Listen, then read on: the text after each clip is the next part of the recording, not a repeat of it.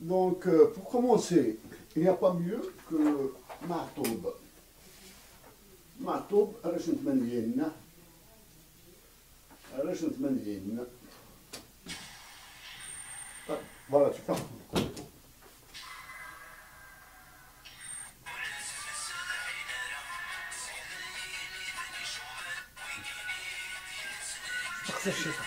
C'est pas grave. Ouais.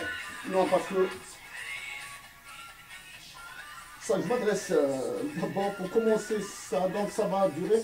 Je peux pas faire le tout d'un bloc. Hein, je peux pas faire le tout d'un bloc. Donc on va faire, je sais pas moi, un 15-20 minutes maintenant. Et ensuite, un 15-20 minutes demain. Et ensuite, je vais voir là. Mais je peux pas faire le tout d'un bloc. Donc il n'y a pas mieux que commencer par Ma'toub Lounas, hein, même si après je vais parler de Tamazir, de la question de l'île nationale, des questions économiques, et on va essayer de voir un petit peu ce qui se passe avec les enchères autour du Tamazir, là, pour faire un instrument de division, un instrument de bagarre, et un instrument pour faire passer la pilule socio-économique de l'ultralibéralisme en Algérie. On va essayer de voir tout ça. Donc, puis je suis un admirateur de Ma'toub. Donc ça c'est en particulier avec Igma. Igma, c'est un Algérien comme nous, qui vit à Amsterdam. Donc je ne vais pas donner son nom, mais je vais le désigner par Igma. C'est grâce à lui, du moins c'est ensemble, que nous avons découvert l'immensité de Lounes Ma'toub. Et moi, quand je lis des trucs sur l'économie, etc., j'ai lu pas mal de choses sur l'économie.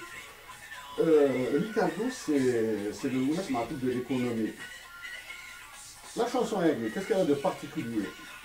J'ai l'impression que le flûtiste souffle avec la cadence de Ma'toub Lounes, hein, la cadence du chant de Ma'toub. Le flûtiste, j'ai l'impression qu'il est en train de souffrir. Je passe à une note. La deuxième, c'est le Hassayado. La chanson, c'est le Hassayado. Ça, c'est la pub, désolé. Hein. Quand j'écoute ça, j'ai écouté absolument toutes les chansons de Ma'toub Lounes, hein, absolument toutes. Et même j'ai écrit un texte en anglais sur le Lounes Ma'toub, c'est grâce à lui, c'est grâce à ce texte que j'ai connu une femme exceptionnelle. Je passe rapidement sur ça. Hein.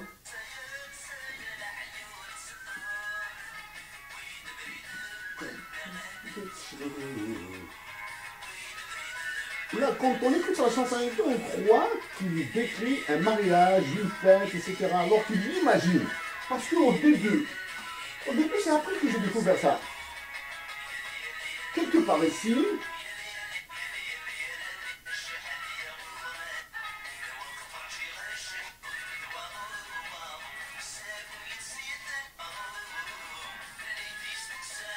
à voir,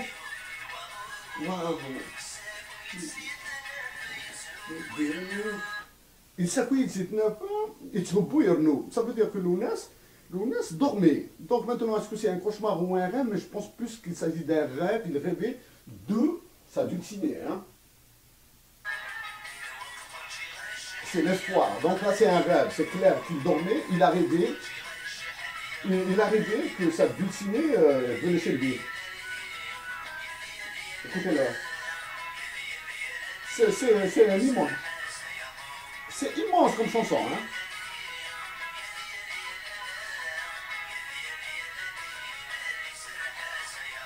Voilà.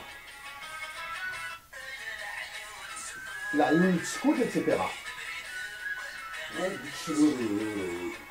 Le passe. La dernière chanson. Le sous-titrage, c'est moi-même qui l'ai fait. Hein. Du moins, la traduction, elle est légère. C'est Daouz Kathir. C'est pas une chanson, c'est pas un chant, c'est pas de la poésie, c'est de la folie. Ça, c'est de la folie. C'est une réponse de douleur. Imaginez Younes Matoub faire un poème, chanter son amour à partir de l'au-delà. Il imagine son amour de l'achar. Et il le chante à partir de l'achar. À partir de l'achar. Je pense que c'est au-delà de l'amour, de la violence. Hein. C'est un chant extrêmement violent. Je ne peux pas écrire des textes comme ça.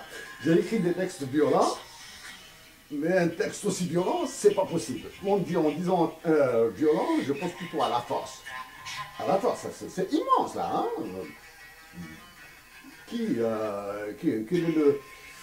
Quels sont les poètes qui me marquent le plus? Mozafer Nouab, qui un peu Rimbaud, Victor Hugo qui a dit un seul être mouvement que Naroulama. Victor Hugo, un seul être mouvement qui a tout est dépeuplé. Ça c'est Matoub, au-delà de la chanson. Et au-delà de la chanson. Younes Matoub qui parle de l'au-delà, qui parle de Dohr, qui parle avec Midawi, etc. Donc, on ne peut, Younes Matoub ou n'importe quel poète ne peut pas chanter ce à qu'une chose, ou bien un objet, ou bien un concept, une religion à laquelle il ne croit pas. Là, maintenant, on nous raconte des salades sur Matoub, Younes, etc. Arrêtez, Younes Matoub, c'est... Donc, en commençant par Matoub Younes. Ouais. Ça fait à peu près une semaine, même pas une semaine à 10 jours.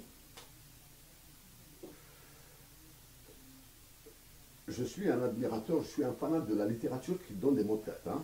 La littérature, elle doit donner des mots de tête, sinon je n'aime pas.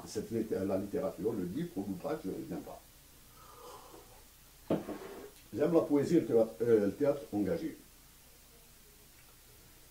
Oui, ça c'est pour les goûts, j'aime ça, j'aime beaucoup ça. Et il fait moins 25 watts, on va voir. J'aime ça.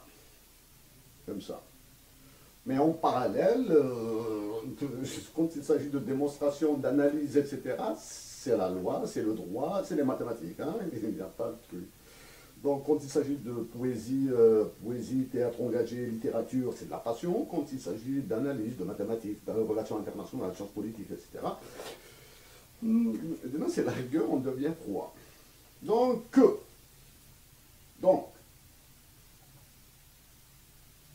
j'ai travaillé sur quelques sujets en relation avec Tanazir, avec les relations internationales, concernant toujours l'Algérie.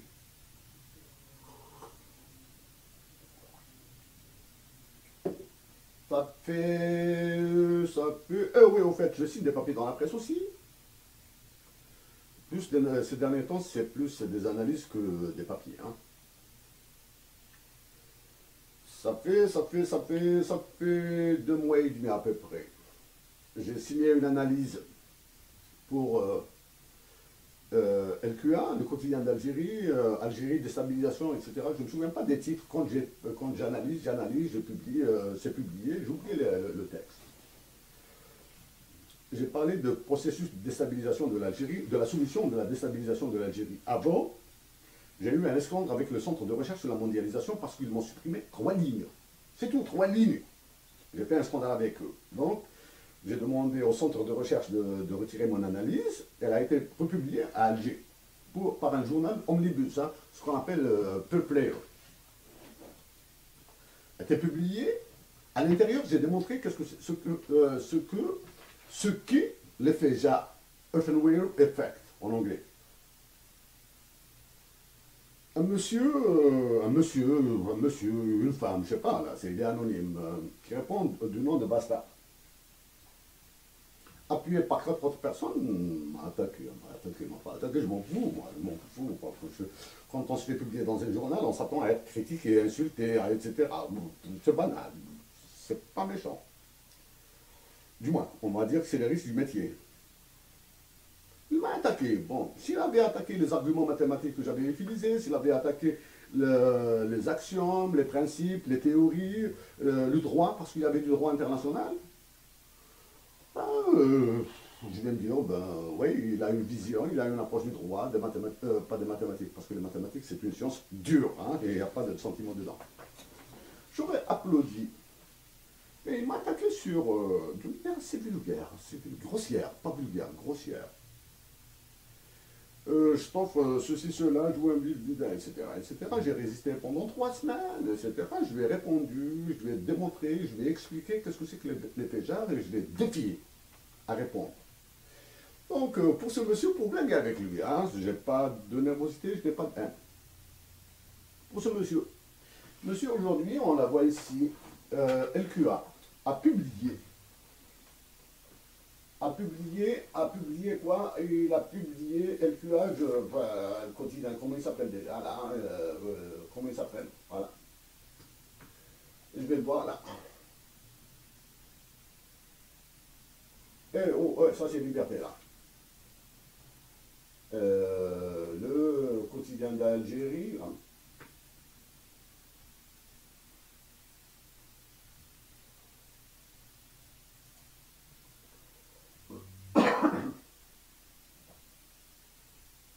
Voilà.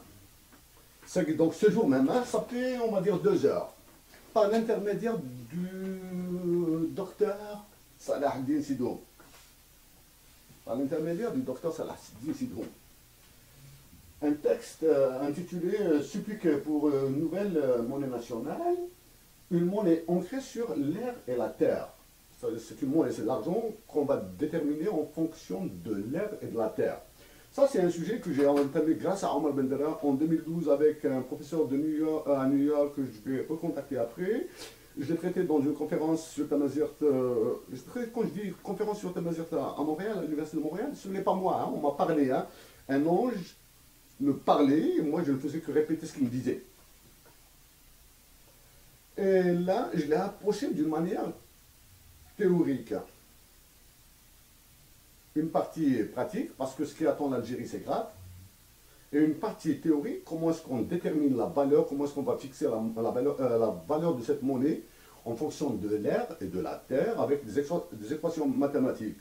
Maintenant, si ce monsieur, basta, je le dis gentiment, hein, j'ai pas de haine, je m'en fous, là, c'est la blague. S'il a l'intention de repasser, recritiquer ça, d'abord il doit prendre 3 ou 4 comprimés de Doliprane ou un antalgique très puissant, hein. C'est pour que vous vous amusiez à critiquer les équations mathématiques et la gymnastique que j'ai faite grâce à cet ange. Monsieur, vous devez vous armer de beaucoup de théories. Vous allez commencer à lire Ricardo, Wixel, Hume et tout ça. Et avoir des capacités d'abstraction. Hein. Et s'il vous plaît là, j'ai encore démontré comment est-ce qu'on utilise l'effet jar dans ça. Donc, si vous avez l'intention de reparler de l'effet jar, Earthware Effect, vous devez réfléchir à 2 fois. Maintenant, si vous avez le courage de signer avec sous votre véritable identité, bienvenue pour le... pas le débat, non, pas le débat. Je ne vais pas débattre avec lui. Ce mec, je ne peux pas débattre avec lui parce que il ne fait pas de niveau d'abstraction, de niveau d'analyse assez haut, là. Il analyse avec 1 + 1 = 2. Non, monsieur, ça demande un peu plus de trucs.